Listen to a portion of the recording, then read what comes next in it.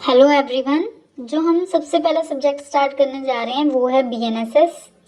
ठीक है, बीएनएसएस में आज हम सबसे पहले इंट्रोडक्शन को देखेंगे, कुछ इंट्रोडक्टरी पार्ट करेंगे। ठीक है,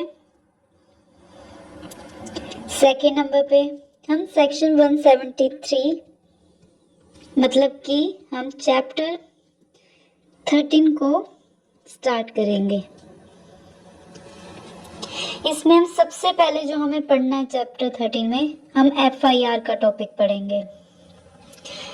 ये एक रिकॉर्डेड लेक्चर है, तो मुझे पता है आप लोगों के कुछ डाउट्स भी होंगे, तो आपके जितने डाउट्स होंगे या तो आप नीचे कमेंट कर देना, ताकि जब भी मैं दूसरा लेक्चर अपलोड करूँगी उसको अपलोड करने से पहले जिसका जो डाउट होगा उसको क्लियर करके फिर ही उसमें आगे बढ़ूँगी।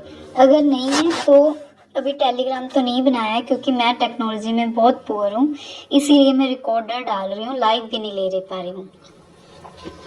तो आप लोग एक इंस्टाग्राम पे ख्वाब जुडिशरी करके, मैंने इंस्टाग्राम पे अकाउंट बनाया है, तो आप उस पर मुझे अपने डाउट्स भेज सकते हो। मैं नहीं बोल रही इसको प्लीज़ मुझे फॉलो करो जाके इंस्टाग्राम पे इस पेज पे, पर जो भी आपके डाउट्स है आप मुझे इस पे भेज सकते हो। ठीक है, क्योंकि अगर नहीं है, कई बार होता है कि डाउट बड़ा हो आप नहीं कमेंट पे लिख सकते हो, तो आप मुझे इसमें भेज देना। मैं ट्राई करूँगी जल्दी से जल्दी टेलीग्राम ग्रुप बनाने की भी एक, ताकि आप लोगों के जो भी डाउट्स होंगे मैं वहाँ ले सकूँ। ठीक है, इसमें सबसे पहले मैं आपको क्लियर कर दूँ कि ये इसमें कम से कम बीएनएसएस 50 या 60 लेक्चर्स में कंप्लीट करेंगे, पर इसमें आपको मैं एक श्योरिटी दे रही हूँ कि पूरा बीएनएसएस होगा।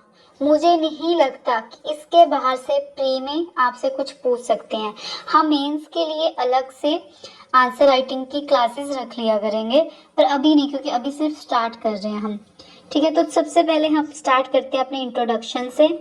तो प्लीज़ जिसके जो भी डाउट्स होंगे वो कमेंट कर देना या फिर मुझे इस पे भेज देना। मुझे भी पता है कि रिकॉर्डेड वीडियोस में मैं आपके डाउट्स नहीं ले सकती, हम लाइव भी लगाएंगे, पर पहले हम कुछ एक दो, कम से कम 1 2 3 4 लेक्चर रिकॉर्डेड ही रखेंगे, पर आपके डाउट्स लिए जाएंगे। आपको कुछ भी डाउट है, आपको कुछ चेंज करना है, आपको कुछ पूछना है, तो आप मुझे या तो इंस्टाग्राम पे इस पे इंस्टाग्राम है, या फिर आप कमेंट कर सकते हैं। ठीक है, मैं जल्दी आपको हो सकेगा तो नंबर भी प्रोवाइड कर दूंगी। उसके बाद एक और बार जो हम सेकंड सब्जेक्ट स्टार्ट करेंगे वो शायद सीपीसी होगा। अगर आपको सीपीसी नहीं करना, आप मेरी ये वाली वीडियोस देख लेना। ठीक है, फर्स्ट लेक्चर लगा लेना, आपको पता लग जाएगा कैसे पढ़ा रही हूँ कैसे नहीं। अगर आपको सीपीसी नहीं करना है तो आप मुझे बता सकते हो और कोई प्रेफरेंस। सीपीसी मैं इसलिए स्टार्ट करवा रही हूँ, यूट्यूब पे अच्छा कंटेंट है सीपीसी का, पर कहीं भी कंप्लीट सीपीसी नहीं है। ठीक है, और बीएनएसएस का आपको अच्छा कंटेंट मिल जाएगा नो डाउट, पर जो मेरा बीएनएस होगा आपको खुद फर्क पता लगेगा। मैं कंप्लीट ये नहीं करेगी सिर्फ यूट्यूब वीडियो के लिए, ठीक है, व्यूज के लिए नहीं, आप तक कंटेंट पहुंचेगा। मैं चाहती हूँ अच्छा पहुंचे, और जो आपको इतना मैं बेट लगा सकती हूँ कि इसके बाद आपको किसी के कोई लेक्चर्स लगाने के बीएनएसएस पे तो जरूरत नहीं होगी। ठीक है, तो स्टार्ट करते हैं हम।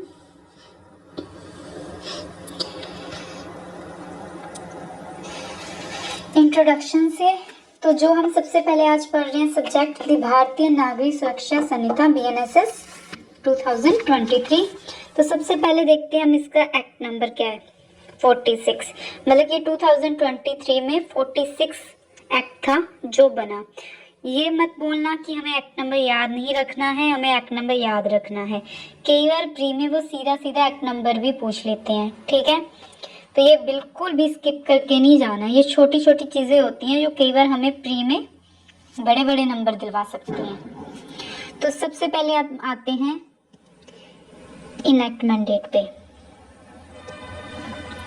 ये नहीं यार, और कोई कलर लेते हैं, ये लेते हैं इनएक्टमेंट डेट।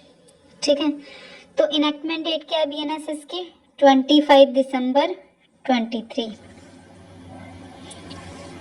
ये तो क्रिसमस वाले दिन हमें गिफ्ट दिया था गवर्नमेंट ने, ये लो क्रिसमस गिफ्ट, सेंटा आया था एक हमें ये गिफ्ट लेके, है ना।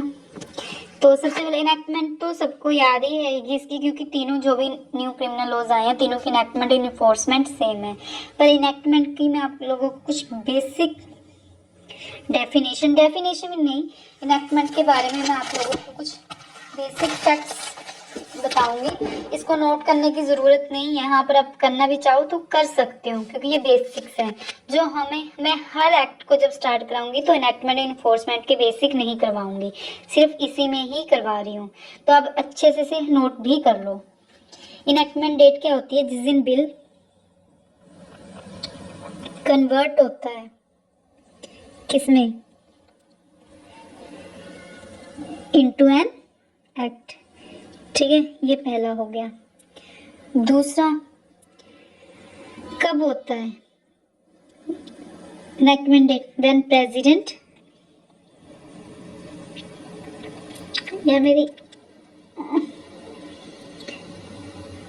When president give assent under article 111 of Constitution।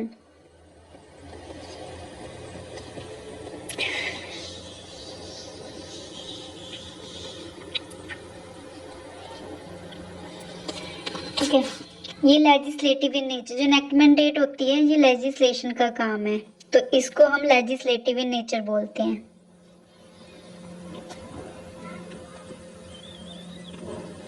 जब लॉ इनैक्ट होता है ना, जिस दिन लॉ इनैक्ट होया उस दिन से कोई प्रिजम्पशन रेज नहीं होती है। ये मैं आपको इन्फोर्समेंट में बताऊंगी कि मैं कौन सी प्रिजम्पशन की बात कर रही हूँ। ठीक है, बस इनैक्टमेंट से ये याद रखना कि व्हेन लॉ इनैक्टेड, सिंपल सी लैंग्वेज में लिख लो, when law enacted then no presumption raised.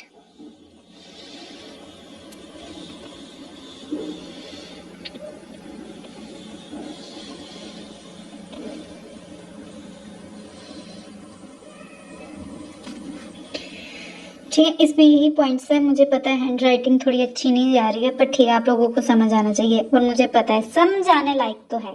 अगर किसी ने बोला ना कि नहीं समझ आने लायक नहीं है, मुक्का मारूंगी मैं उसके, क्योंकि मुझे पता है ये यार समझ आने लायक तो है। ठीक है, उसके बाद इन्फोर्समेंट डेट कब हुआ था इन्फोर्स? 1 जुलाई 2024। अभी हरियाणा में एग्ज़ाम्स हुए हैं कुछ, उसमें से एक था एटीओ का एग्ज़ाम था मे बी, और एक एडीओ हरियाणा के एग्ज़ाम्स थे। उनमें पूछा गया था कि ये न्यू क्रिमिनल लॉज आए हैं वो किस दिन इन्फोर्स हुए हैं। उसमें मुझे कम से कम जिन लोगों को मैं जानती हूँ वो सब ही गलत करके आए हैं।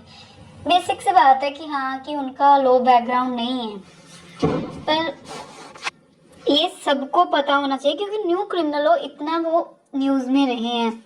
ठीक है, तो इसकी इन्फोर्समेंट क्या है? 1 जुलाई 2024। ये तो होगी बेसिक सी बात। अब इसमें भी हम कुछ पढ़ लेते हैं। इन्फोर्समेंट डेट क्या होती है? जिस दिन जो इनेक्ट हुआ लॉ है, लॉ या एक्ट कह लो, मेड ऑपरेटिव, जो यहाँ पे हमारा लॉ इनेक्ट हो गया था, पहले बिल आया, ठीक है, फिर प्रेसिडेंट की असेंट मिली, फिर वो इनेक्ट हो गया। तो जहाँ पे ये लॉ इनेक्ट हुआ था, थोड़ा सा साफ कर देते हैं इसे, अब वो इन्फोर्स हो गया है। ठीक है, इनेक्टेड एक्ट इन्फोर्समेंट कब होती है? जब इनेक्टेड एक्ट ऑपरेट हो जाता है। उसके बाद जो इन्फोर्समेंट डेट है वो कौन कौन डिसाइड कर सकता है? क्या हो रहा है यार, एक मिनट।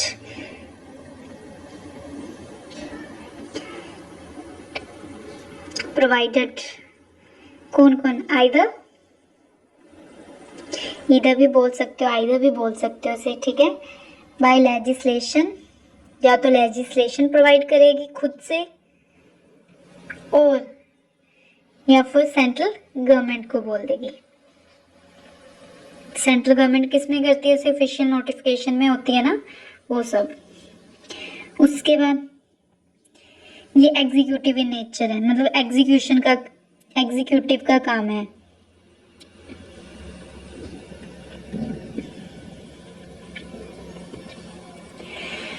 अब फ्रॉम इन्फोर्समेंट डेट, ये सबसे इंपॉर्टेंट पॉइंट है, बाकी सब तो ऐसे ही हैं।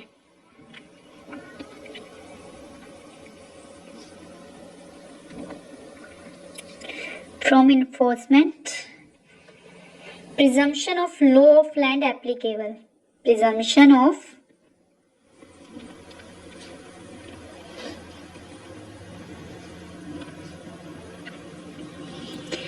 Law of land applicable. Presumption क्या है कि कोई भी अगर एप्लीकेबल आना था, कोई भी अगर इंडिया में आ रहा है या इंडियन सिटीजन है, उसको पता है कि जिस टाइम वो इंडिया में रह रहा है या जिस टाइम पे वो इंडिया में आ रहा है, इंडिया में कौन से लॉ एप्लीकेबल है और कौन से नहीं है, मतलब कौन से लॉ इन्फोर्समेंट में है। तो ये इन्फोर्समेंट की डेट से अप्लाई होता है प्रिजम्पशन, इनेक्टमेंट से नहीं, ठीक है। उसके बाद है जी, नीचे आप लोगों को नेटफ्लिक्स दिख रहा होगा, वो मैं कभी कभी देखती हूँ जिस दिन मेरा मूड बहुत ख़राब होता है, ठीक है। उससे कोई ये मत लगाना कि मैं पढ़ा रही हूँ और साथ में नेटफ्लिक्स भी नीचे दिख रहा है, कोई अपने मन में प्रिजम्पशन रेज मत करना, ठीक है। तो हम पढ़ते हैं नोमेनक्लेचर के बारे में। नोमेनक्लेचर क्या होता है? नोमेनक्लेचर होता है किसी भी एक्ट का नाम। तो द भारतीय नागरिक सुरक्षा संहिता क्या है? नोमेनक्लेचर है। किसका? हमारे क्रिमिनल प्रोसीजर का, जिसमें हमें क्रिमिनल प्रोसीजर प्रोवाइड करा गया है। पर इसमें मोटी मोटी बात ये है समझने की, लिख लेते हैं यहाँ पे नोमेनक्लेचर। दी भारतीय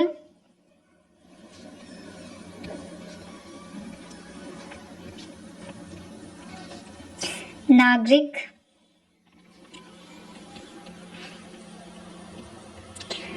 सुरक्षा संहिता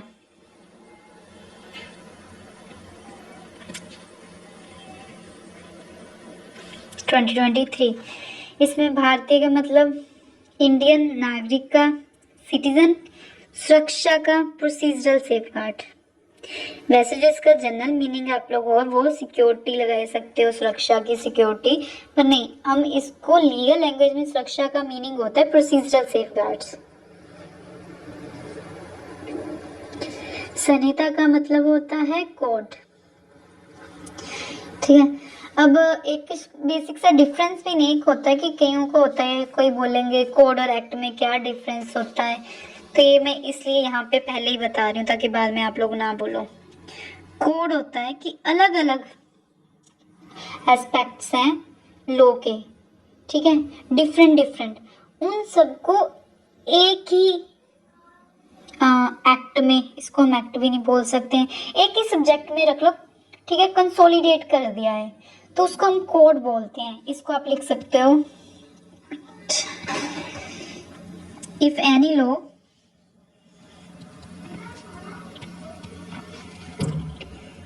dealt with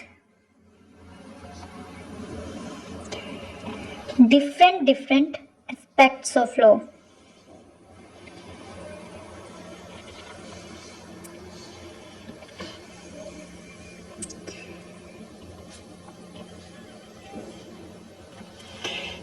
ठीक है। इसमें एग्जाम्पल तो फिर यही आ गया बीएनएसएस। एक्ट क्या होता है?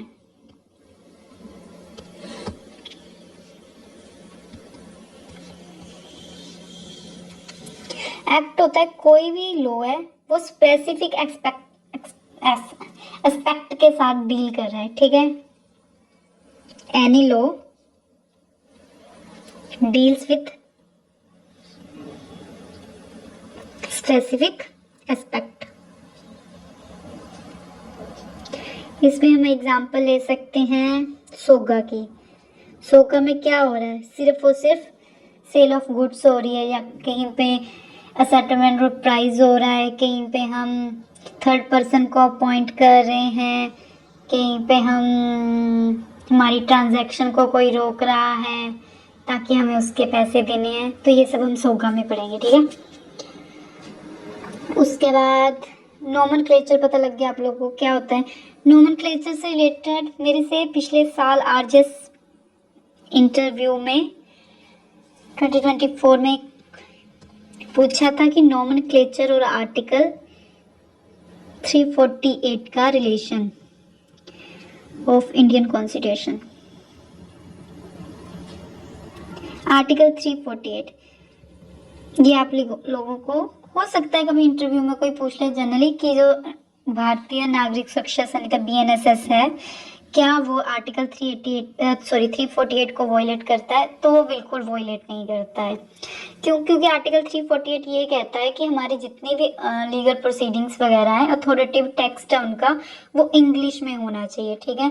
तो इसमें एक वर्ड यूज होता है जिसमें मेनली मेरे से पूछा गया था, वो था ये अथॉरिटेटिव टेक्स्ट। इसका क्या है? इसका मतलब होता है कि जितना भी अंदर इन्फोर्समेंट वाला पार्ट है वो इंग्लिश, सॉरी मैं ऊपर हिंदी बोल गई शायद, वो इंग्लिश में ही होना चाहिए, ठीक है। ये होता है। तो उन्होंने पूछा था जैसे कि भारतीय नागरिक सुरक्षा संहिता, ठीक है, ये तो हिंदी में है, क्या ये आर्टिकल 348 की वॉयलेशन करता है? तो बिल्कुल नहीं करता, क्योंकि ये तो नोमेनक्लेचर है, इससे तो हमें कोई इंटरप्रेशन करनी भी नहीं है लोग की, ठीक है। तो इसलिए ये नहीं करता है। तो आर्टिकल 340 आपको बस ये मैं बता रही हूँ, इसको आप अपनी आंसर राइटिंग में कभी यूज कर सकते हो।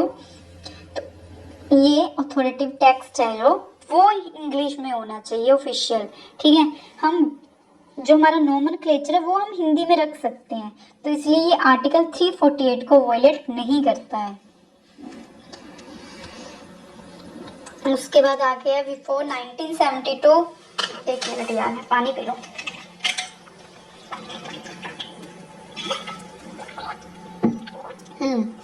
बिफोर 1972 क्या क्या हुआ था? तो बिफोर 1972 तो बहुत कुछ हुआ था। 1858 का युद्ध भी हुआ था। 1858 का था ना वो, मेरी हिस्ट्री थोड़ी सी वीक है। हाँ 1858 का ही था वो, ठीक है, जिसमें हमारे मंगल पांडे जी शहीद हुए थे। हाँ 1858 का ही हुआ। पर हमें वो सब नहीं पढ़ना है, क्योंकि हमें BNSS पढ़ रहे हैं, तो हमें BNS के प्रोस्पेक्टिव से ही पढ़ना है बिफोर 1972। तो बिफोर 1972 चलो आपको बिफोर 1972 ले चलते हैं। जो हमारी नॉर्थ ईस्ट थी ना, उसमें 4 टेरिटरीज फॉल करती थी। अच्छे से लिखते हैं।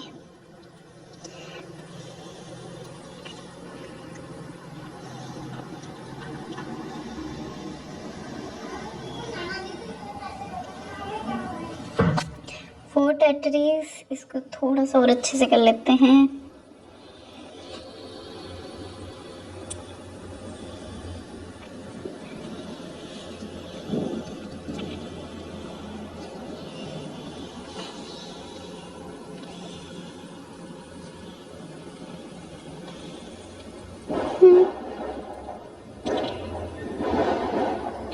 ये क्यों नहीं हो रही भाई? इसको क्या हो गया? हो गया, चलो जैसा भी टेढ़ा मेढ़ा हो गया ना, बस ठीक है। कौन कौन सी? एक तो थी असम, स्टेट ऑफ असम। दूसरी थी स्टेट ऑफ नागालैंड। तीसरी थी यूटी त्रिपुरा। जो त्रिपुरा थी उस टाइम पे यूटी होती थी। और यूटी मणिपुर, ठीक है। जो नॉर्थ ईस्ट थी ना बिफोर 1972, उसमें 4 स्टेट्स फॉल करती थी, Assam, Nagaland, UT of Tripura, UT of Manipur. आगे असम में फर्दर 4 और स्टेट्स थी, सॉरी 4 और टेरिटरीज थी जो फॉल करती थी।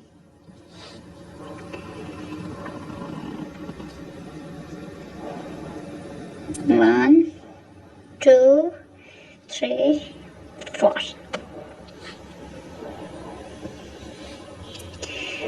अच्छा से कर लेते हैं। कौन कौन सी थी वो? एक तो असम खुद ही, दूसरी मेघालय, हाँ मेघालय भी पहले असम का ही पार्ट हुआ करती थी। थर्ड अरुणाचल,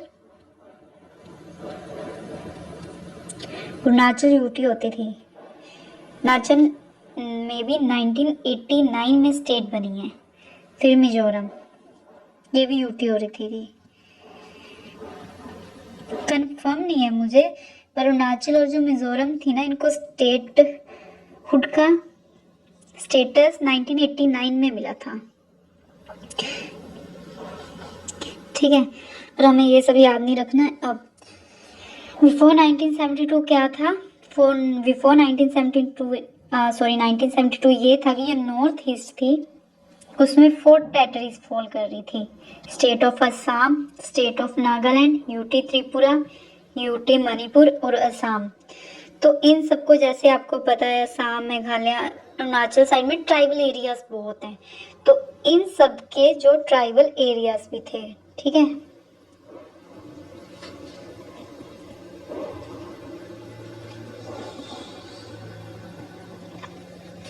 अब मैं आपको बताती हूँ मैंने आपको ट्राइबल एरियाज क्यों बताया। ये क्लियर है? किसी को कुछ भी डाउट होगा प्लीज कमेंट कर देना।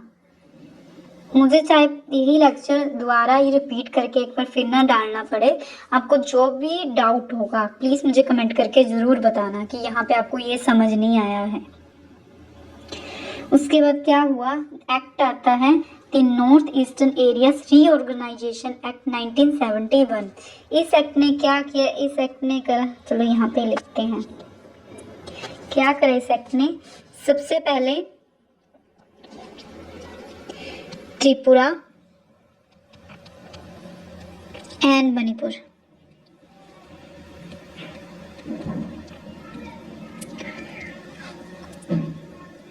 स्टेट बना दिया, मेड स्टेट। ठीक है, दूसरा क्या करा? सेपरेट कर दिया इसको, सेपरेट मेघालय,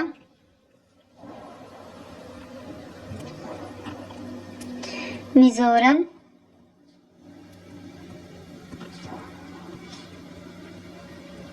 अरुणाचल।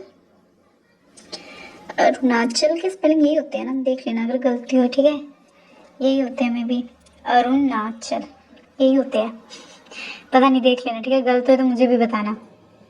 अरुणाचल, इन सबको असम से अलग कर दिया।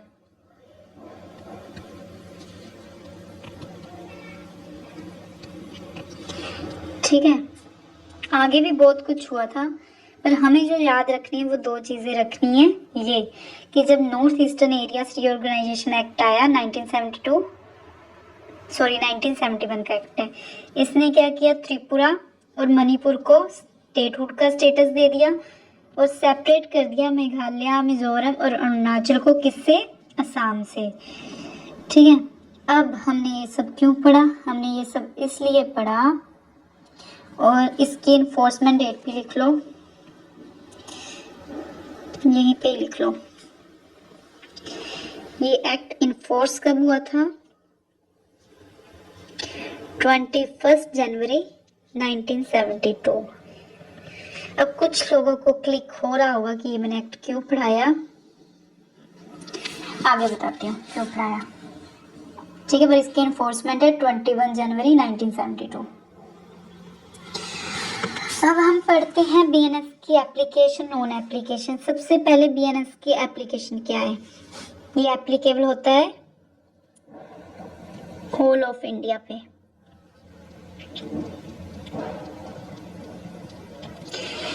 इसकी नॉन एप्लीकेशन क्या है?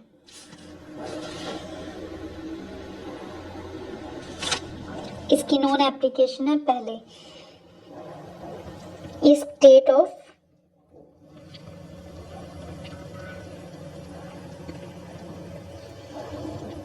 नागालैंड पे एप्लीकेबल नहीं होता। नंबर 2, ये ट्राइबल एरियाज पे एप्लीकेबल नहीं होता।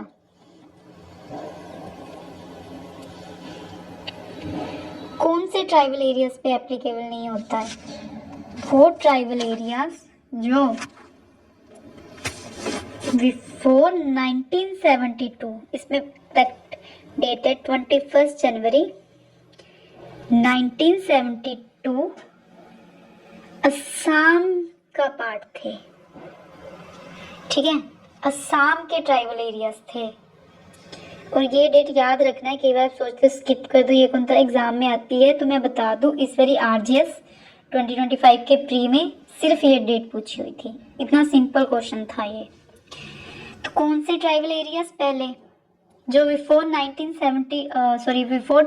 जनवरी 1972 असम इंक्लूड होते थे, असम में इंक्लूड इन असम।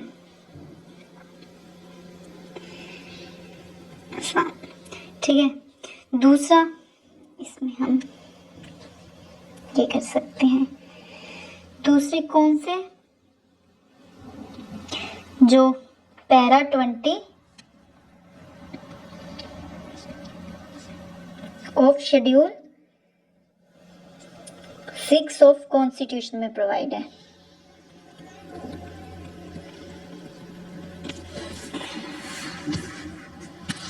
ठीक है, ये अच्छा नहीं लग रहा, बस आप लोगों को समझ आना चाहिए। हैंड राइटिंग मुझे मेरी खुद अच्छी नहीं लग रही है आज, पता नहीं क्यों।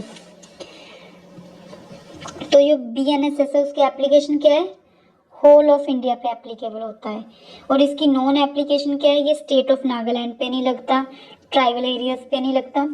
कौन से ट्राइबल एरियाज, वो ट्राइबल एरियाज जो 21 जनवरी 1972 से पहले असम के ट्राइबल एरियाज में फॉल करते थे।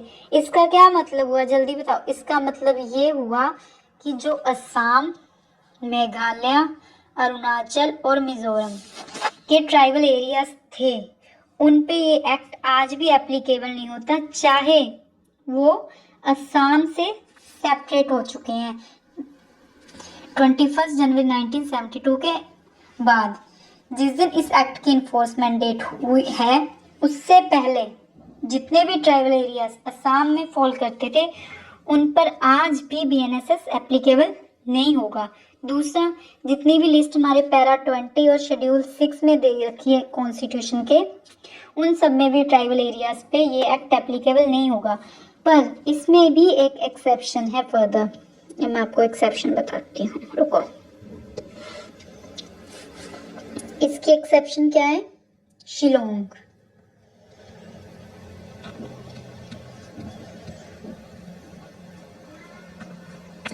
तो अब क्या हम इंट्रोडक्शन से समझ सकते हैं हमने अभी तक क्या पढ़ा है, ये कि यहाँ पे समझा देती हूँ कि जो BNSS है वो होल ऑफ इंडिया पे एप्लीकेबल होता है। ठीक है, पर वो state of Nagaland, whole state of Nagaland पे एप्लीकेबल नहीं होगा। दूसरा, वो ट्राइबल एरियाज पे एप्लीकेबल नहीं होगा। कौन से ट्राइबल एरियाज पे, नंबर 1 वो ट्राइबल एरियाज जो 21 जनवरी 1972 से पहले असम का पार्ट थे। पर उसमें भी एक एक्सेप्शन है, कौन सी, शिलोंग की। शिलोंग पे BNSS एप्लीकेबल होता है।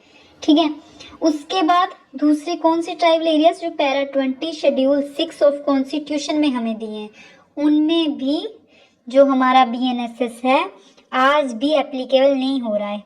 क्लियर है यहाँ तक? चलो फिर आगे बढ़ते हैं। उसके बाद पर ये फॉलोइंग चैप्टर जो हमारे ये 3 चैप्टर्स हैं BNSS के, ये एप्लीकेबल आज भी हो रहे हैं स्टेट ऑफ नागालैंड पे भी और उन ट्राइबल एरियाज पे भी। कौन कौन से चैप्टर? पहला चैप्टर 9 जो peace security for keeping the peace for good behaviour की बात कर रहा है। चैप्टर 11 जो मेंटेनेंस की बात कर रहा है ऑफ पब्लिक ऑर्डर, ठीक है, दूसरी वाली मेंटेनेंस नहीं। थर्ड चैप्टर 12 जो प्रिवेंटिव एक्शन ऑफ पुलिस की बात करता है। इन 3 BNSS के चैप्टर्स को छोड़ के कोई भी चैप्टर स्टेट ऑफ नागालैंड और ट्राइबल एरियाज पे एप्लीकेबल नहीं होता है। पर शिलोंग में पूरा BNSS लग रहा है, चाहे वो ट्राइबल एरियाज पार्ट था 21 जनवरी 1972 से पहले। क्लियर? पर इसमें आगे क्या है, कंसर्न स्टेट गवर्नमेंट, जैसे नागालैंड की कोई भी गवर्नमेंट है, वो मे वर्ड है यहाँ पे, उसकी मर्जी वो एप्लीकेबल करे या ना करे, मे। ठीक है, बाय नोटिफिकेशन, उनको कोई लॉ बनाने की जरूरत नहीं है, वो नोटिफिकेशन से भी कर सकते हैं। By notification apply such provisions और एनी ऑफ देम, सारी प्रोविजन जो उनका मन है, ठीक है, जब उसमें से कुछ प्रोविजंस होल होल और part of the state of Nagaland और ट्राइबल एरियाज, चाहे पूरे स्टेट ऑफ नागालैंड पे और ट्राइबल एरियाज पे लगा दे, चाहे उसके कुछ पार्ट में लगा दे, जो उनका मन है कंसर्न स्टेट गवर्नमेंट का। ठीक है, कैसे? सप्लीमेंटल मैं आपको समझा दूंगी, बाकी तो आपको पता लग जाएगा। इंसिडेंटल, कॉन्सिक्वेंशियल, मॉडिफिकेशन के साथ।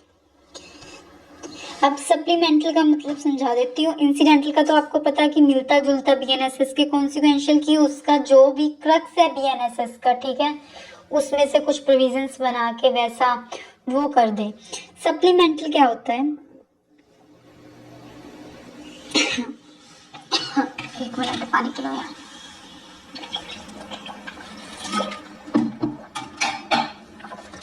सप्लीमेंटल क्या होता है?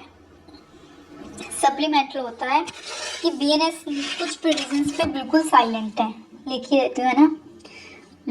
चलो लिख ही देती हूँ। यहाँ नहीं, यहाँ पे क्यों करना, यहाँ पे बहुत पेज था, यहाँ लिख देती हूँ कि सप्लीमेंटल क्या होता है। ये आप लोगों को लगता है कि ये टर्म्स जरूरी नहीं होती, कल को आप खुद पढ़ोगे ना, आपको पता लगेगा कि इन छोटी छोटी टर्म्स से भी कितना हमें इंटरप्रिटेशन में हेल्प मिलती है। क्या पढ़ रहे थे हम? हाँ, सप्लीमेंटल। सप्लीमेंटल क्या होता है कि अपॉन सम प्रोविजन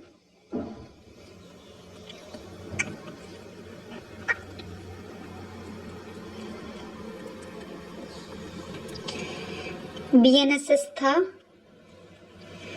वो साइलेंट है, ठीक है, बट जो स्टेट गवर्नमेंट है नागालैंड की या ट्राइबल एरियाज की,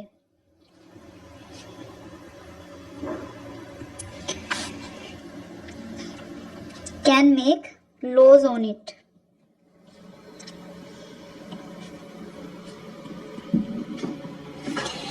तो सप्लीमेंटल क्या होगा? कुछ प्रोविजन है जिसमें बीएनएसएस साइलेंट है, ठीक है, तो उस पे जो स्टेट गवर्नमेंट है वो लॉ बना सकती है, उसको हम सप्लीमेंटल बोलते हैं। तो इसकी बहुत अच्छी एग्जांपल है, अभी तो वो बीएनएस में लॉ है, बन चुकी है वो प्रोविजन, पर आप लोगों ने मुझे कमेंट में ज़रूर बताना है कि मैं किसकी बात कर रही हूँ। आईपीसी में हरियाणा ही लगा लो, हरियाणा स्टेट ने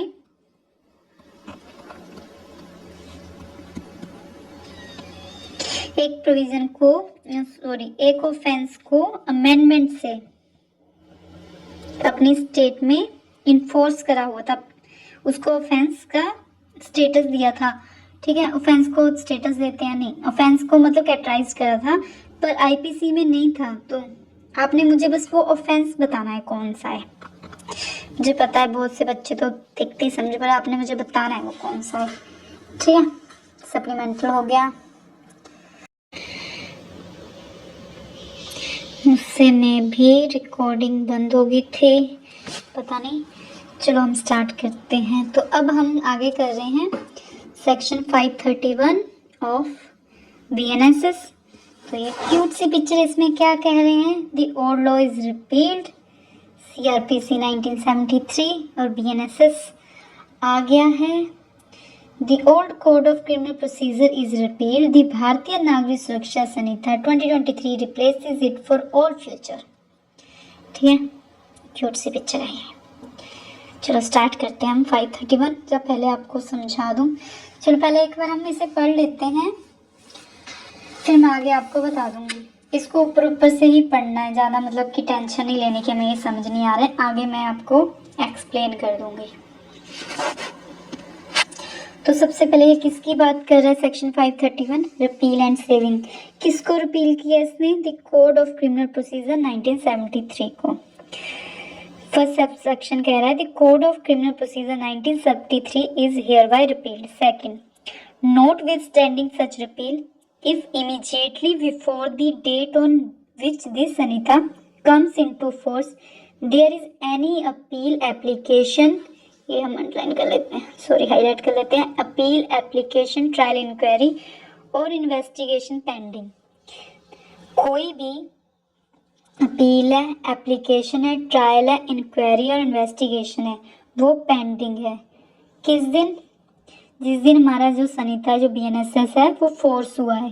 then Such appeal, application, trial, inquiry or investigation shall be disposed of, continue, held or made, as the case may be, in accordance with the provisions of the Code of Criminal Procedure 1973, as in force immediately before such commencement, as if this sanita had not come into force.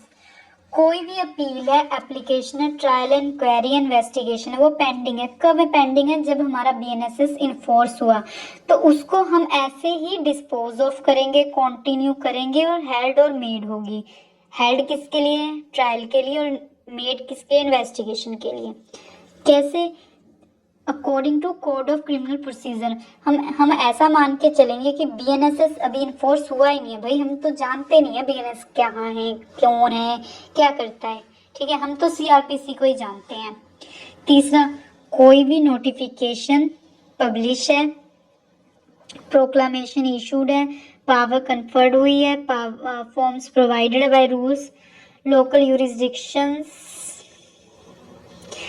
Defined है, कोई sentence pass हो गई है, and orders, rules and appointments हो गए हैं, made under the said code and which are in force immediately before the commencement of this Sanhita shall be deemed respectively to be have been published, issue, confirm, specified, defined, passed और made under the corresponding, ये important है, provisions of this Sanita. कोई भी notification publish हुई है, कोई proclamation issue हुए है, कोई यूरिसडिक्शन डिफाइन हुए हैं, किसी ने कोई ऑर्डर दिया है, सेंटेंस पास हुई है, तो वो ऑटोमेटिकली जो हमारे बीएनएसएस की कोरस्पॉन्डिंग प्रोविजंस है सीआरपीसी में, हम मान लेंगे कि उसके अंडर पास हुआ है वो सब कुछ। ठीक है, एक मिनट।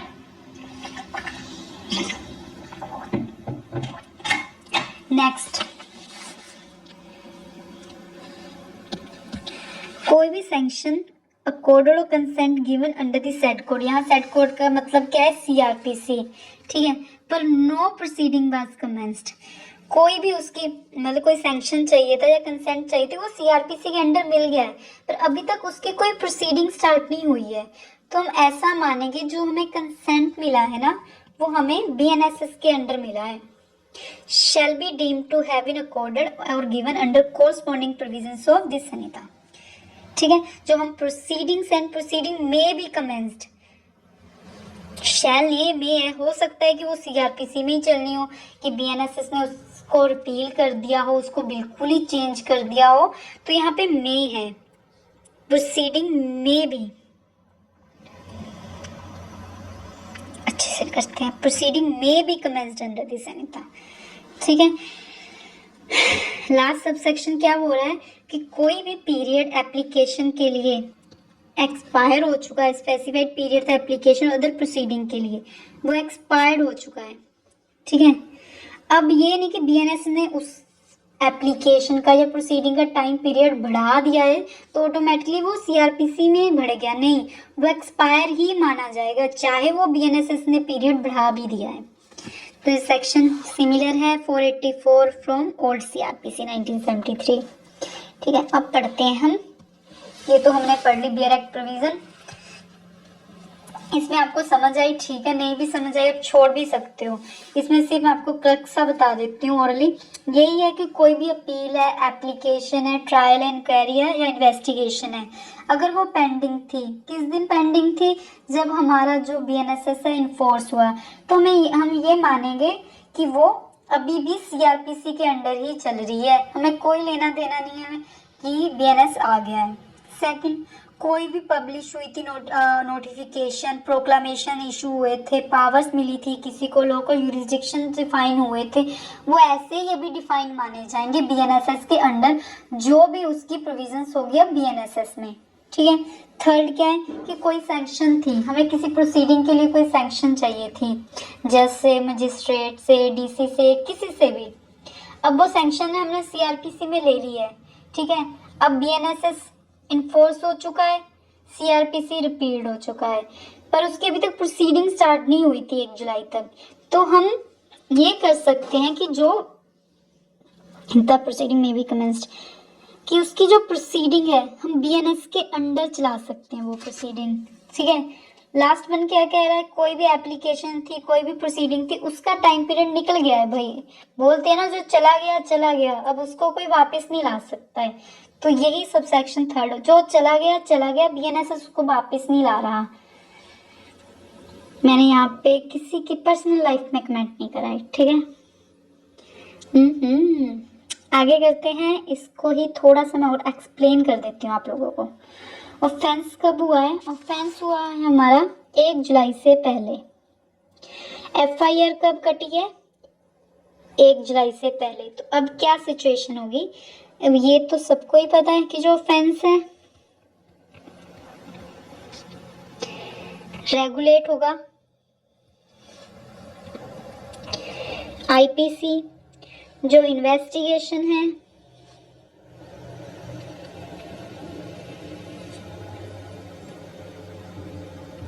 इन्वेस्टिगेशन चलेगी हमारी अंडर सीआरपीसी। सेकंड केस है, जो ऑफेंस हुआ है वो 1 जुलाई से पहले हुआ है, पर जो एफआईआर है वो हमारी, इसमें लिख लो सेकंड केस, फर्स्ट सेकंड। जो हमारी एफआईआर है वो 1 जुलाई के बाद कटी है। तो इसमें क्या होगा, इसमें ना जो ऑफेंस है वो एक ही है, ठीक है, एक ही ऑफेंस है। तो 1 जुलाई के पहले कमिट हुआ है, उसकी उसी ऑफेंस की लगा लो थेफ्ट है। जो थेफ्ट है वो 1 जुलाई से पहले हुई है, पर उस थेफ्ट की जो एफआईआर है वो 1 जुलाई के बाद हुई है। तो अब जो ऑफेंस है वो कहां से रेगुलेट होगा? आईपीसी, ठीक है। पर अब जो एफआईआर वो तो 1 जुलाई के बाद कटी है ना, तो अब इसकी जो इन्वेस्टिगेशन होगी वो सीआरपीसी के अंडर नहीं होगी भिड़ो। अब जो इन्वेस्टिगेशन है वो अंडर बीएनएसएस होगी, ठीक। उसके बाद थर्ड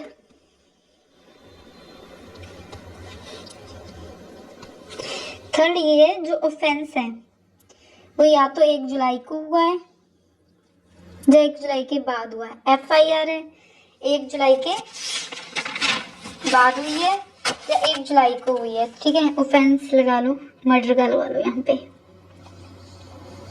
जो मर्डर है वो या तो 1 जुलाई को हुआ है या 1 जुलाई के बाद हुआ है, और उसकी जो एफआईआर है मर्डर की या तो वो 1 जुलाई को कटी है या उसके बाद कटी है। तो इसमें तो मुझे नहीं लगता कोई कंफ्यूजन होगी किसी को। तो इसमें जो ऑफेंस है वो रेगुलेट होगा बाय बीएनएस, जो इन्वेस्टिगेशन होगी अब अंडर बीएनएसएस होगी।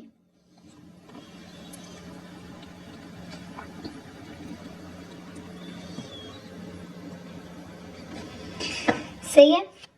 अब लास्ट है इसका लेक्चर का, नहीं केस लास्ट है 531 का। जो ऑफेंस है वो 15 मई 2024 को हुआ, उसके एफआईआर भी ऑफेंस कौन सा लगाए, रेप का नहीं, थेफ्ट का ले लिया। आप लोग ही बताओ मुझे, स्नैचिंग तो पहले था नहीं, कॉमन इंटेंशन का भी नहीं, कौन सा ऑफेंस ले सकते हैं, मुझे याद ही नहीं आ रहा कोई ऑफेंस अभी। रोबरी ले लो, रोबरी है 15 मई को कमिट हुई, उसकी जो एफआईआर है वो 1 जून को हुई। जो उस पर जज ने कोग्निजेंस लिया अगेंस्ट रिपोर्ट पे 3 जुलाई 2024 को लिया, ठीक है। अब ये था भाई कि 1 जून को एफआईआर बनेगी, उसके बाद कोर्ट में आ गई छुट्टियां, तो अब जज आ रहा है 3 जुलाई को, ठीक है। जज साहिब आ रहे हैं 3 जुलाई को, ज्यादा ही देसी बोल गई मैं, जज आ रहा है, ठीक है, जज साहिब आ रहे हैं 3 जुलाई को। तब अब क्या होगा, अब ऑफेंस तो 15 मई से पहले हुआ है, तो हमें तो जो ऑफेंस है वो आईपीसी से ही रेगुलेट करवाना पड़ेगा।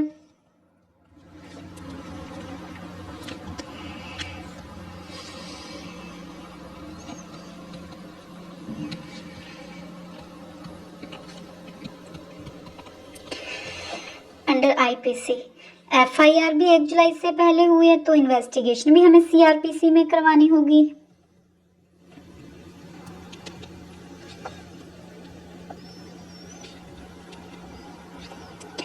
पर कोग्निजेंस तो जज ने 1 जुलाई के बाद लिया ना, हमें कोग्निजेंस के लिए बीएनएसएस अप्लाई करवाना होगा।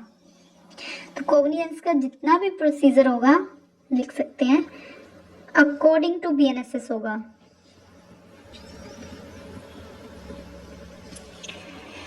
ठीक है, तो ये इंट्रोडक्टरी था सारा। इसमें अभी डेफिनेशंस रह गई हैं, मुझे पता है।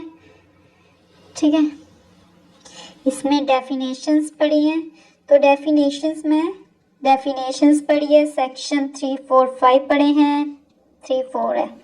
ठीक है, वो पढ़े हैं, तो वो मैं अभी नहीं करवा रही हूँ। डेफिनेशंस जैसे चैप्टर 13 में कोई टर्म्स यूज होंगी, उनको मैं वहीं एक्सप्लेन कर दूंगी डेफिनेशंस।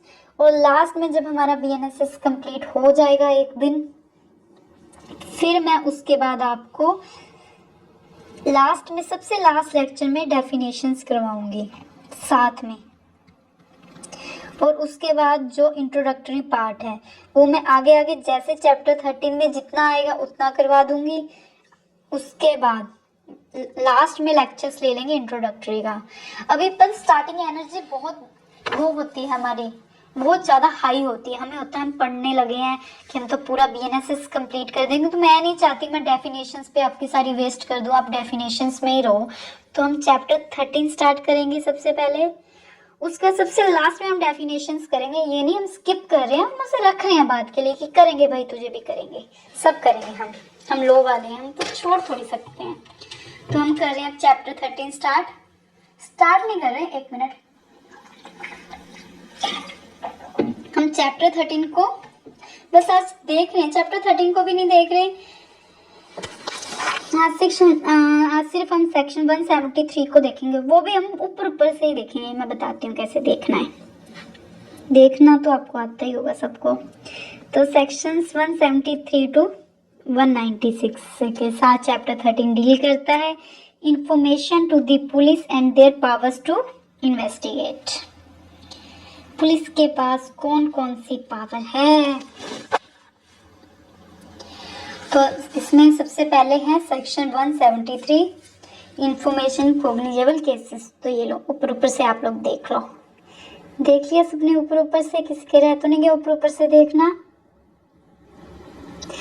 तो ये अभी मैं करवा नहीं रही, हम क्या करेंगे, जब मैं क्या करूँगी, मैं ये करूँगी सबसे पहले। क्या इसमें भी 2 ऑप्शन है, सिंगल रेनबो, मैंने पहली बार देखा भाई। सबसे पहले हम क्या करेंगे, हम जो भी सेक्शन हुआ करेगा, हम उसका क्रक्स की उसमें हम क्या क्या पढ़ना है, हम सबसे पहले वो पढ़ेंगे। क्योंकि बेयर लैंग्वेज तो आपने सबने पढ़ी हुई है, तो मैं यहाँ बेयर लैंग्वेज पढ़ाने नहीं आई हूँ, क्योंकि बेयर एक्ट की लैंग्वेज तो हर कोई पढ़ लेता है, लॉ स्टूडेंट। उसमें हम क्या क्या निकलेगा उसमें, ठीक है, हम क्या क्या उसमें से क्या क्या निकलेगा, हम पहले वो पढ़ेंगे जो जो इम्पोर्टेंट होगा। लास्ट में जब मुझे लगा ना अब इस सेक्शन में सब हो गया है, अब इस सेक्शन में कुछ रहा नहीं, उसके बाद आपको मैं सेक्शन पढ़ाऊंगी। ये नहीं सेक्शन भी पढ़ाऊंगी, समझाऊंगी भी, पर लास्ट में सबसे पहले हम देखेंगे कि सेक्शन में क्या क्या है, ताकि हमें ओवरव्यू मिले सेक्शन का। जब हमने सेक्शन में पढ़ लिया तब हमें पता है, जब हम पढ़ेंगे ना बेयर एक्ट से, तो हमें पता होगा यार इस टर्म का क्या मीनिंग है, इसको कहाँ रिलेट करना है। इसलिए सबसे पहले ऊपर से देख लीजिए सेक्शन 173 किसके साथ डील करता है, इंफॉर्मेशन कॉग्निजेबल केसेस। तो इसमें हम सबसे पहले पढ़ेंगे फर्स्ट इंफॉर्मेशन रिपोर्ट। क्या होती है फर्स्ट इंफॉर्मेशन रिपोर्ट, बताओ मुझे।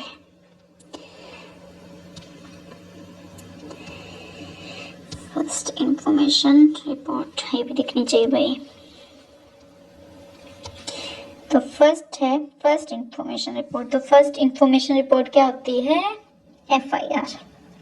ठीक है, जो एफआईआर, इसमें पहले मैं आपको कुछ पॉइंट्स बता देती हूँ।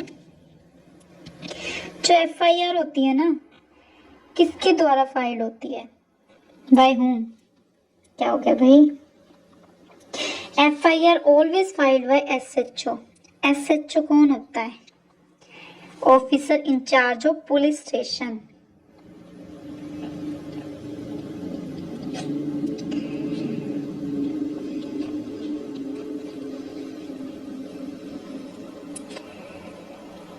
पुलिस स्टेशन, जो ऑफिस पुलिस स्टेशन का ऑफिसर इंचार्ज होगा ना, वो ही एसएचओ होता है। और सिर्फ इसके पास राइट है एफआईआर फाइल करने का, एफआईआर काटने का। हम आगे भी पढ़ेंगे कोई और भी काट सकता है कि नहीं, जैसे कि पहले सीआरपीसी में सेक्शन 36 उसके अंडर सुपीरियर ऑफिसर, वो हम आगे जैसे से आगे बढ़ेंगे वैसे वैसे पढ़ते जाएंगे। जनरल रूल ये है कि हमेशा एफआईआर एसएचओ ही काटेगा। दूसरा, पर जो एसएचओ है ना, वो इन्वेस्टिगेशन के लिए बाउंड नहीं है खुद करने से। इन्वेस्टिगेशन ऑफिसर एसएचओ भी हो सकता है या उसका कोई सबऑर्डिनेट भी हो सकता है।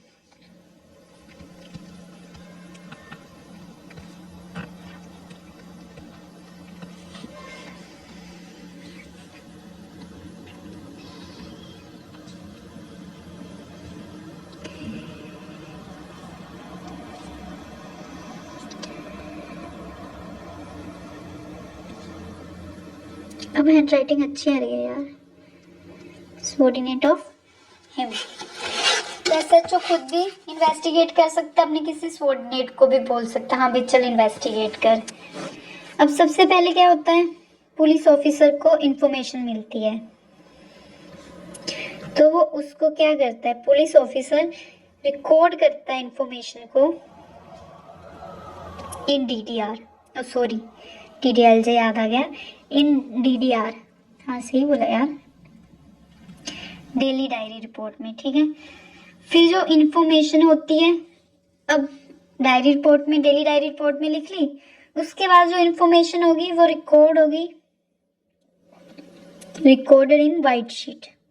सीधा एफआईआर में नहीं लिख देते हम, पहले हम उसको वाइट शीट में लिखते हैं।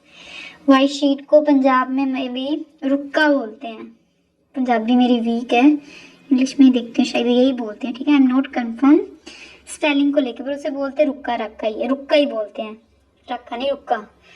उसके बाद इसको इरेज ही कर देती हूँ। उसके बाद तब जाके जो इंफॉर्मेशन होती है अब एफआईआर में राइट डाउन होती है, इन एफआईआर।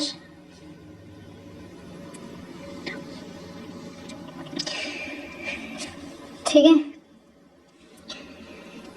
उसके बाद बस उसके बाद हम पढ़ रहे हैं एफआईआर का सब्सटेंटिव पार्ट। सब्सटेंटिव पार्ट क्या होता है कि जो एफआईआर बना रहा है,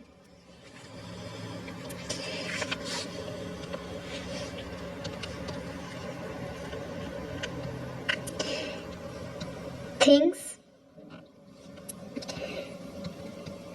which form the FIR।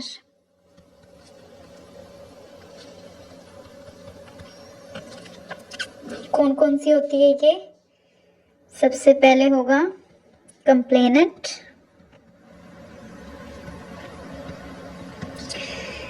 Second number पे होगा कि कौन सी टाइप ऑफ इंफॉर्मेशन है,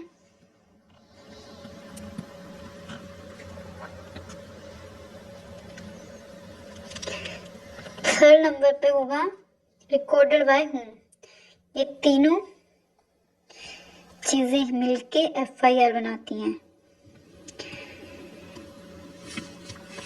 तो ये एफआईआर का सब्सटेंटिव पार्ट है। और एफआईआर का प्रोसीजरल पार्ट क्या होगा, इसमें सिर्फ एक आएगा, रिकॉर्डिंग ऑफ एफआईआर।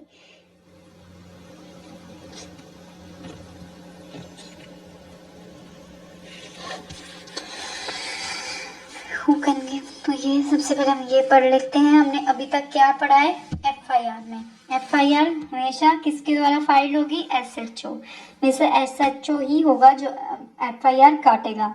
दूसरा नंबर, जो इन्वेस्टिगेशन ऑफिसर है वो एसएचओ भी हो सकता है, वो उसका कोई सबऑर्डिनेट भी हो सकता है। एफआईआर सीधे नहीं, बंदा आया भागा भागा जी मैंने मर्डर होते हुए देखा, या मेरी सहेली के बॉयफ्रेंड का मर्डर हो गया, या ये हो गया वो हो गया, ठीक है, तो आप मेरे को बताओ, आप एफआईआर लिखो। तो पुलिस ऑफिसर पूरा फिल्मी मोड में आता है, चलो एफआईआर लिखते हैं। तो ऐसा कुछ नहीं होता है, पहले वो आते हैं इन्फॉर्मेंट, फिर पुलिस ऑफिसर उनको सुनते हैं। तो पुलिस ऑफिसर पहले सुन के डेली डायरी में लिखते हैं, उसके बाद वो वाइट शीट में लिखते हैं ताकि कल को कोई कुछ ऑडिशन करनी पड़े। कल को क्या उन सेम डे जब एफआईआर काटेंगे कि थोड़ी देर बाद इनको याद आए नहीं सर ये पहले हुआ था, वो बाद में हुआ था।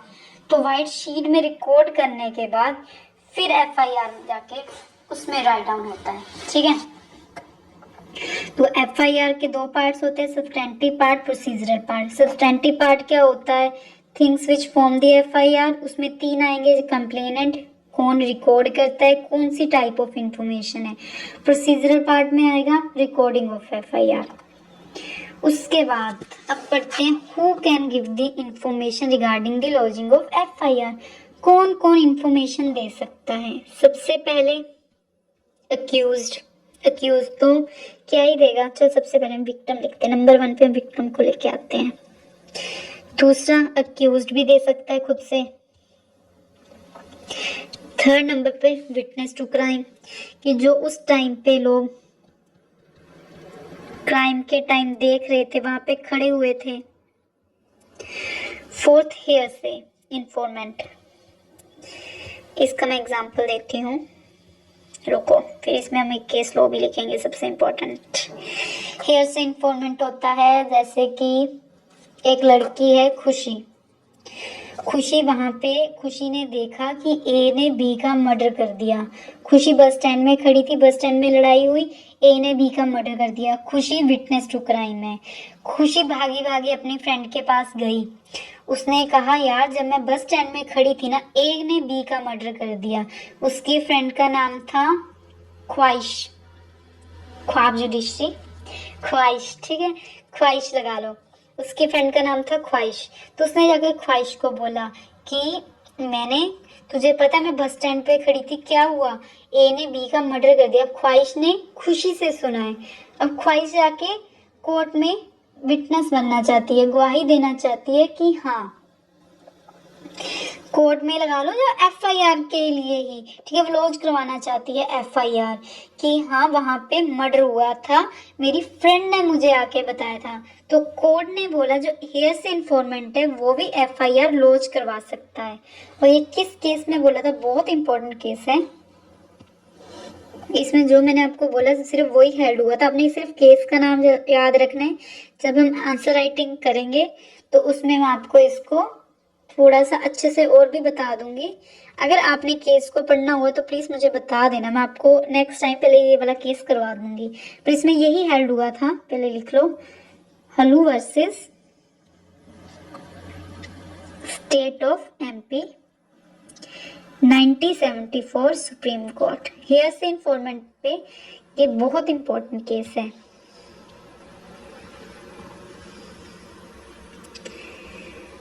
ये गायब हो गया, मुझे भी नहीं दिख रहा। मैं सोच रही थोड़ा अच्छे से करवा दूं ये वाला। ओए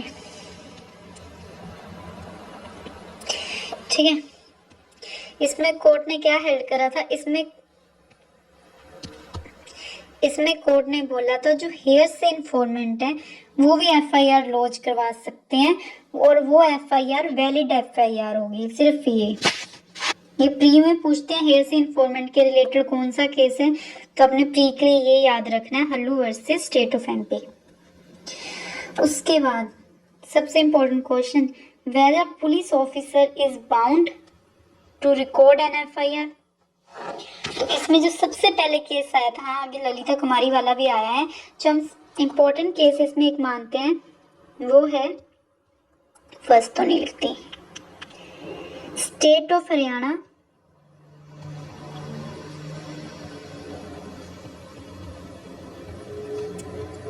versus Bhajanlal 1992 supreme court.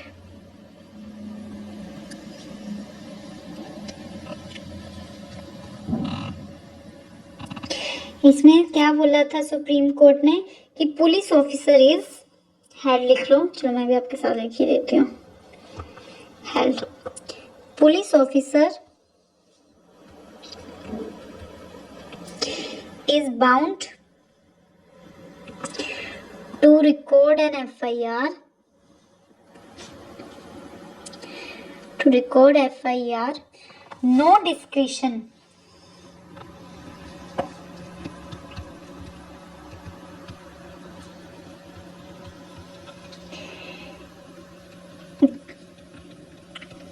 No discretion to police officer, कि पुलिस ऑफिसर को FIR रिकॉर्ड करनी ही पड़ेगी, उसके पास किसी तरह की कोई डिस्क्रिशन नहीं, वो अपनी मर्जी नहीं चला सकता है।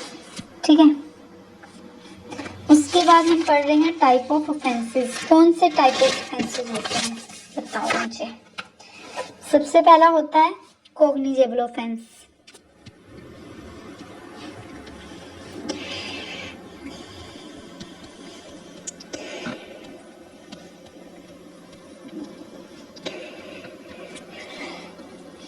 कॉग्निजेबल ऑफेंस कहाँ पे डिफाइन है? BNSS में सेक्शन 21G में। कॉग्निजेबल ऑफेंस क्या होता है? कॉग्निजेबल ऑफेंस होता है, इधर ही लिखें, इसके साथ स्टार्ट करते हैं। ठीक है, क्या होता है कॉग्निजेबल ऑफेंस? कि पुलिस ऑफिसर, सबसे पहले police officer without warrant arrest कर सकता है।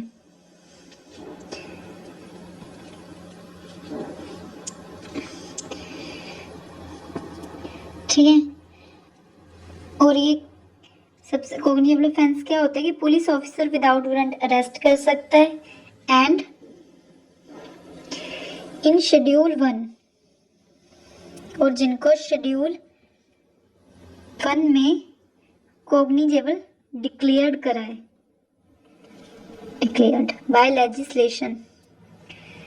ठीक है, और पुलिस ऑफिसर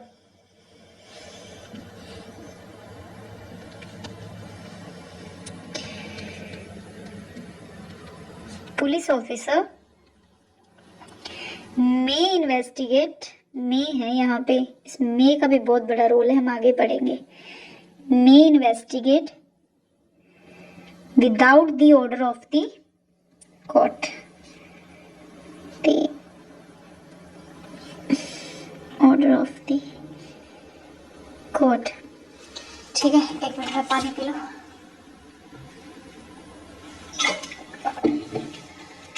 तो कॉग्निजेबल ऑफेंस क्या होते हैं? कि पुलिस ऑफिसर विदाउट वारंट किसी को अरेस्ट कर सकता है, और शेड्यूल 1 में कॉग्निजेबल डिक्लेयर करा है उसे लेजिस्लेशन के थ्रू, और पुलिस ऑफिसर इन्वेस्टिगेट कर सकता है विदाउट ऑर्डर्स ऑफ मजिस्ट्रेट, उसको हम कॉग्निजेबल ऑफेंस बोलेंगे। और नॉन कॉग्निजेबल ऑफेंस कौन से हैं? कहाँ डिफाइन है? सबसे पहले डेफिनेशन कहाँ है उनकी?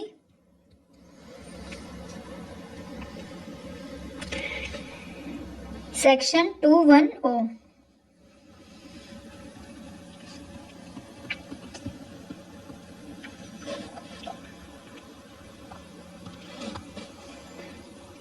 इसमें क्या है? इसमें हम अरेस्ट नहीं कर सकते, no arrest without warrant,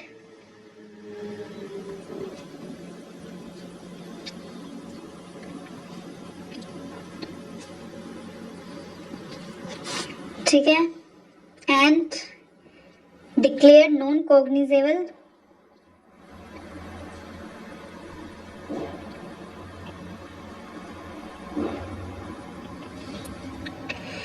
under schedule 1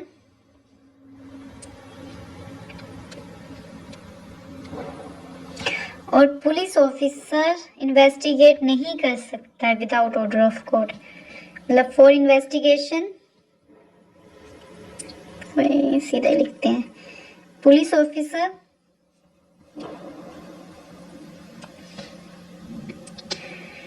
can not investigate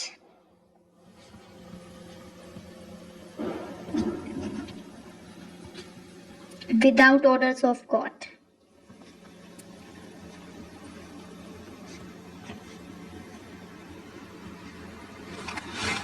ठीक है, तो नॉन कॉग्निजेबल ऑफेंस क्या हो गए? ऑफेंस दो तरह के होते हैं, पहले कॉग्निजेबल, दूसरे नॉन कॉग्निजेबल। कॉग्निजेबल क्या हो गए? जिसमें विदाउट वारंट अरेस्ट कर सकते हैं और पुलिस ऑफिसर इन्वेस्टिगेट कर सकता है बिना ऑर्डर ऑफ कोर्ट के।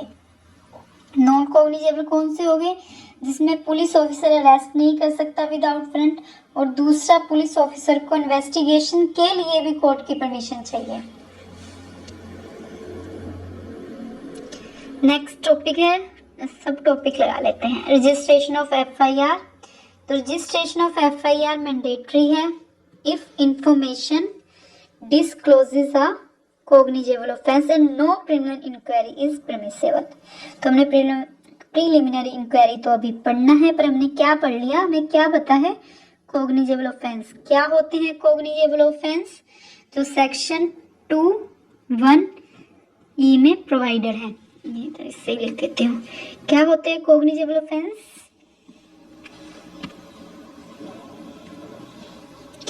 क्या होते हैं cognizable offense? सेक्शन 2(1)(g) में जो हमें डिफाइन करे गए हैं, जो प्रोवाइडर है, ठीक है, वो होते हैं कॉग्निजेबल ऑफेंस। करते हैं, हम क्या पढ़ रहे थे? रजिस्ट्रेशन ऑफ एफआईआर पढ़ रहे थे।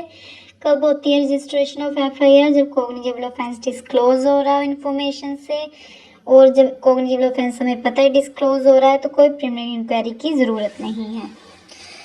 तो अब हम इसमें से आगे पढ़ रहे हैं जजमेंट, बहुत इंपॉर्टेंट जजमेंट है।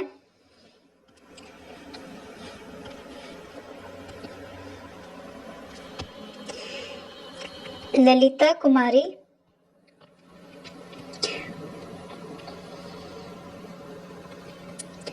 Versus state of UP 2013 Supreme Court. कहीं पर आपको 2010 भी होगा, पर जो 2010 है ना वो हाई कोर्ट का डिसीजन था।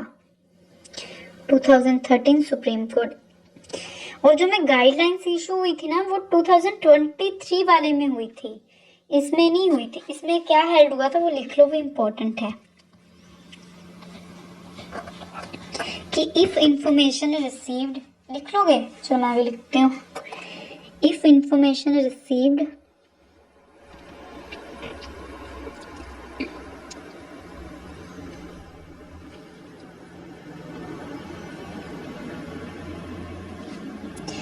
doesn't disclose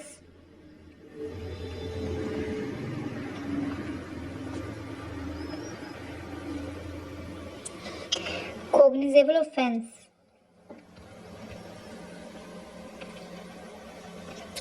but indicate the necessity for an inquiry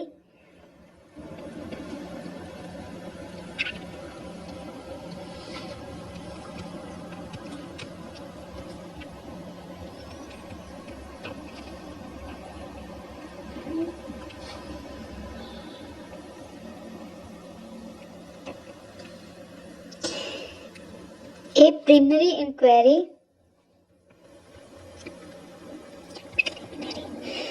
preliminary inquiry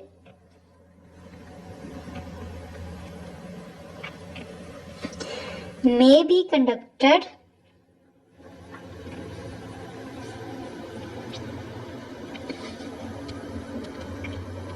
only to ascertain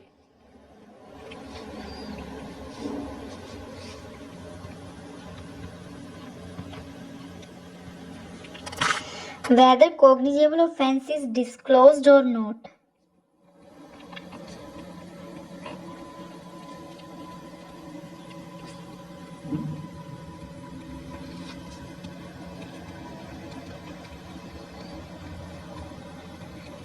मुझे लगता है आपको हैंड राइटिंग में थोड़ा वो हो रहा है, इसलिए मैं साथ में धीरे धीरे बोल के भी करवा रही हूँ, ठीक है। If information received doesn't disclose cognizable offense but indicate the necessity for an inquiry, a preliminary inquiry may be conducted only to ascertain whether cognizable offense is disclosed or not। तो जो 2013 वाला केस था उसमें proper guideline issue नहीं हुई थी। उसमें ये बोला गया था कि अगर कोई cognizable offense हुआ है तो हमें इंडिकेट है कि हमें कोई इंक्वायरी करनी चाहिए, ठीक है, पर इंफॉर्मेशन से हमें वो प्रॉपरली पता नहीं लग रहा है कि कॉग्निटिव ऑफेंस हुआ है कि नहीं हुआ है, तब हम कॉग्निटिव ऑफेंस को पता लगाने के लिए कि which type of offence has been committed, तो हम एक इंक्वायरी कर सकते हैं, जिसको हम प्रीलिमिनरी इंक्वायरी कह रहे हैं सॉरी। आगे हम पढ़ेंगे, ये भी बहुत है, चलो ये हम सब कंटिन्यू रखेंगे अब नेक्स्ट लेक्चर में। तो हम यहाँ तक ही कर रहे हैं आज। इंक्वायरी वाला टॉपिक हमारा रह गया है, वो कल, वैसे तो अभी 10 मिनट का ही टॉपिक है, पर वो अलग सा टॉपिक है, तो वो मैं आपको अलग ही करवाऊंगी, चाहे मुझे उसकी सिर्फ 10 मिनट की वीडियो ना बना के डालनी पड़े, ठीक है। तो थैंक यू, और किसी को कोई भी डाउट है प्लीज़ लेट मी नो, आप कमेंट कर देना, पर ये नहीं बोलना कि न्यू हमनिंग है कि मैं ऐसे ही पढ़ा रही हूँ, मैं 3-4 सोर्सेज रेफर करके फिर पढ़ा रही हूँ। मैं खुद जुडिशरी की प्रेपरेशन कर रही हूँ, मुझे पता है आसानी से विश्वास नहीं होता है किसी पे, ठीक है। तो लास्ट में एक स्वीट सा थैंक यू, प्लीज़ मुझे कमेंट करके बता देना आपको कैसा